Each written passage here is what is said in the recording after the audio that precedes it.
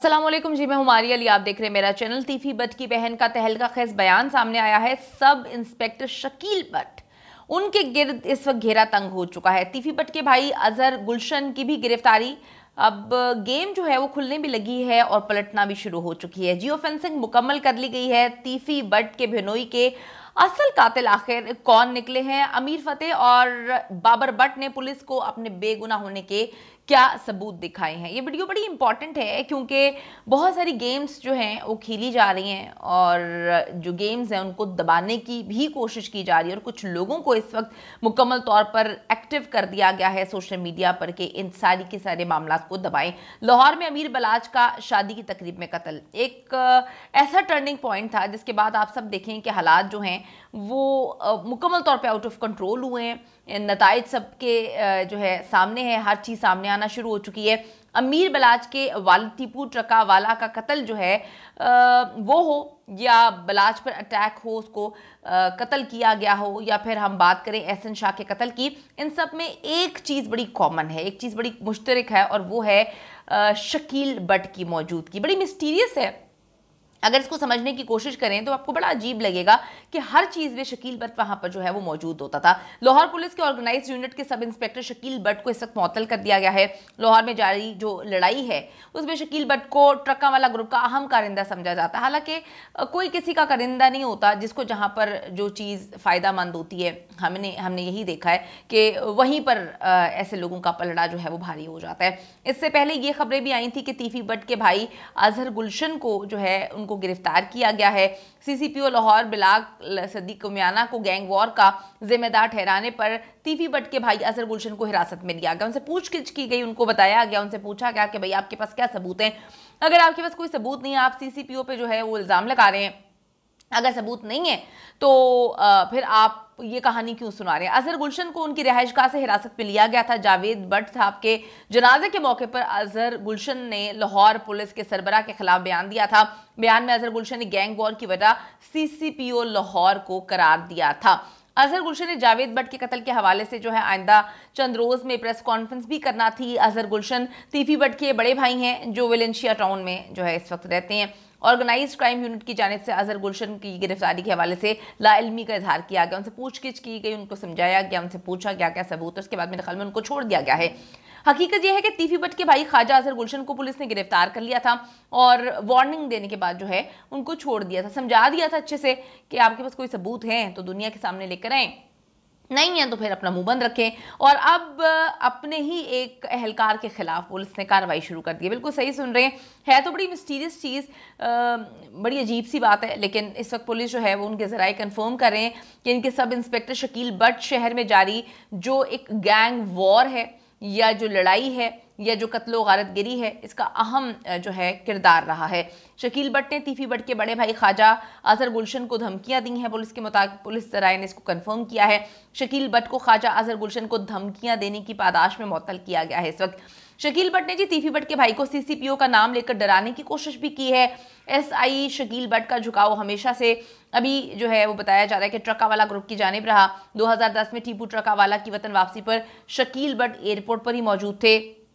Sub inspector Shakeel but अमीर बलाच कत्ल के मौके पर भी मौजूद थे। अमीर बलाच के कत्ल के मुलजिम एहसन शाह को जब गिरफ्तार किया गया, इन्होंने गिरफ्तार किया था। गिरफ्तारी के 7 माह बाद एहसन शाह जब जेल से बाहर जो है पुलिस मुकाबले में मारा गया। एहसन शाह की लीक होने वाली ऑडियो में शकील बट का जो जिक्र है वो मौजूद है। एहसन शाह को पुलिस मुकाबले में मरवाने में भी शकील बट का मुबैना तौर पर अहम किरदार रहा है। एहसन शाह की अहलिया अर्शिया पर मुकदमा भी जो है शकील बट की मुद्दत में ही दर्ज किया गया है। दूसरी जानिब शकील बट का ये इल्ज़ाम है कि एहसन शाह ने जेल से मेरे कत्ल की मनसूबाबंदी की थी। ये सारे मामलात हैं, अब आप देखें और समझने की कोशिश करें कि एग्जैक्टली हो क्या रहा है। दूसरी तरफ जावेद बट कत्ल केस में भी कुछ अहम तरीन डेवलपमेंट्स जो हैं वो हुई हैं और कातिल अब बेनकाब होना शुरू हो चुके हैं। हम तो चाहते हैं सारे, और गवर्नमेंट ऑफ पाकिस्तान को भी चाहिए, पंजाब गवर्नमेंट को भी चाहिए कि जो कातिल हैं उनको एक्सपोज करें, सामने लेकर आएँ कि क्या वजह बनी, क्यों कत्ल किया गया। एक बंदा जिसके पास सिक्योरिटी भी नहीं होती और वो बड़ा नॉर्मल अंदाज में हर जगह चलता है। इस वक्त ताजिर बरादरी भी एहतजाज कर रही है कि हर हाल में जो है जिन्होंने मारा है उनको सामने लेकर आए, उनको गिरफ्तार करें। सीसीटीवी कैमरे आपने देखा बोगस निकले, उसको उसमें कुछ आया ही नहीं। और जो उनकी वाइफ ने क्लेम किया है, जो एफआईआर दर्ज करवाई है वलाश टीपू के भाई पर, वो ये कहकर करवाई है कि उनकी शक्ल उन्होंने देखी थी। और हमने ये सवाल उठाया था कि उनके भाई को कत्ल कर दिया गया, उनके दूसरे भाई अमीर मौसम को जो है वो कत्ल करने की काफ़ी प्लानिंग की गई, उनको भी मारने की कोशिश की गई। तो जब इनकी फैमिली में इतनी इस वक्त कत्लो गारत गिरी हो रही है, तो वो क्यों बगैर सिक्योरिटी के घर से बाहर निकलेंगे, मोटर बाइक पर जाएंगे, मुंह भी कवर नहीं करेंगे और गोलियां चलाएंगे? ये भी बड़ी मिस्टीरियस चीज़ है, खौफनाक चीज़ है। इस पर भी पुलिस को देखना चाहिए कि न्यूट्रल होकर एक अहम और सही तरीके से इसकी तहकीकात करें। अब जी अमीर बलाच कत्ल केस के मुलजिम तीफी बट के बिनोई का कत्ल होता है। पुलिस ने जाए वकुआ मुलिका इलाकों की जियो फेंसिंग इस वक्त मुकम्मल कर ली है। पुलिस के मुताबिक जियो फेंसिंग मुकम्मल करके हमने जो मुश्तबा जो कॉल्स हैं उनको शॉर्टलिस्ट किया है। मुद्दई मुकदमा और ऐनी शाहिद मकतूल की अहलिया का बयान रिकॉर्ड करने के लिए जो है वो कहते हैं कि हम राब्ता कर रहे हैं, अभी तक प्रॉपर तरीके से बयान रिकॉर्ड नहीं हो पा रहा। पुलिस ने कन्फर्म किया है कि मुकदमे में नामजद मुलजिमान वकुआ के बाद हाल मंजर आम से गायब है। शूटर्स के खाके बनाने के लिए ऐनी शाहिद का तफसीली बयान बहुत ज़रूरी है, यानी कि उनकी वाइफ का जिनको 2 गोलियां लगी हैं। मुलजिमान की गिरफ्तारी के लिए जी छापे मारे जा रहे हैं और पुलिस का कहना है कि कोई मुलजिम अभी तक गिरफ्तार हुआ है और ना ही मुलजिमान ने गिरफ्तारी कबल जो है वो जो जमानत जो है वो करवाई है।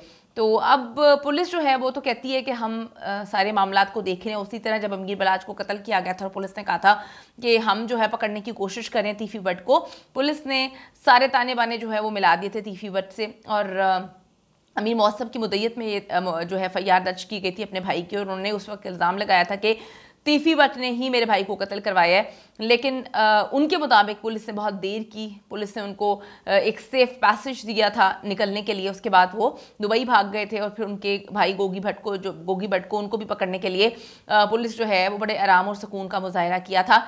लेकिन अभी तो इंटरपोल को वो मतलूब हैं।